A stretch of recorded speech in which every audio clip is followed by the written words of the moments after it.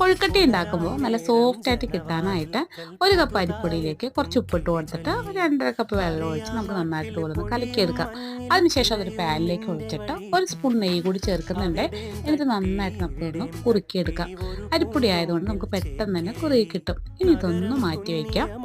ഇനി നമ്മൾ ഒരു സോസ് പാനിലേക്ക് 1 കപ്പ് ശർക്കര 1/2 കപ്പ് വെള്ളം ഒഴിച്ചിട്ട് ഒന്ന് ഉരുക്കിയെടുക്കുന്നുണ്ട്.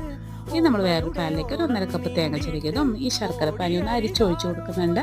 ഇനി ഇത് നന്നായിട്ട് മിക്സ് ചെയ്തെടുക്കുന്നുണ്ട്. കുറച്ച് നെയ്യ് വേണമെങ്കിൽ ചേർത്ത് കൊടുക്കാം കേട്ടോ. ഇതിപ്പോൾ റെഡി ആയിട്ടുണ്ട്, അത് മാറ്റി വയ്ക്കാം. അപ്പോൾ നമ്മുടെ മാവ് ഇപ്പോൾ റെഡി ആയിട്ടുണ്ട്. അതൊന്ന് കുറച്ച് കുറച്ചായിട്ട് എടുത്തിട്ട് നമ്മുടെ കൈ വെച്ച് തന്നെ പരത്തിയെടുത്ത് അതിൻ്റെ ഉള്ളിലേക്ക് ഇതുപോലെ ഫില്ലിങ് വെച്ചിട്ട് നമുക്കൊന്ന് കവർ ചെയ്ത് കൊടുക്കാം. അതിനുശേഷം കൈ കൊണ്ട് തന്നെ ഇതുപോലെ ഒന്ന് ഉരുട്ടിയെടുക്കാം കേട്ടോ. എല്ലാം തന്നെ നമ്മൾ ഇതുപോലെ റെഡിയാക്കി എടുത്തിട്ടുണ്ട്. ഇനി നമുക്ക് ആവിയിലൊന്ന് വേവിച്ചെടുക്കാം. ഒരു 10 മിനിറ്റ് മതി കേട്ടോ ഇത് റെഡിയായിട്ട് കിട്ടാനായിട്ട്.